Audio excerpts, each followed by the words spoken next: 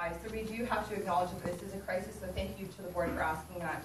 $10 a day childcare, hands down. Why? Because we can regulate childcare. When you're at risk and you live in poverty, you will let, unfortunately, anyone look after your kids because you have no other means when you have job or childcare in front of you. So it regulates the safety for children by having it regulated, and I agree that it needs to be extension of early childhood education right from the beginning, 0 to 5, so that kids aren't shuffling through childcare, preschool, and elementary, but there's a continuum of care.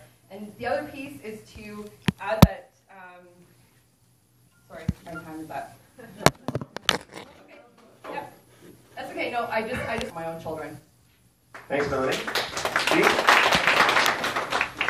So having already affirmed that I support the $10 a day childcare, and I think it's a great foundation for K-12, I'd like to move on to something a little bit related to that. One of the big problems that we have in this city is that we have a city development tool called the Community Amenity Contribution. Every time land is rezoned for development, it kicks money into things like community centers, like daycares, like parks.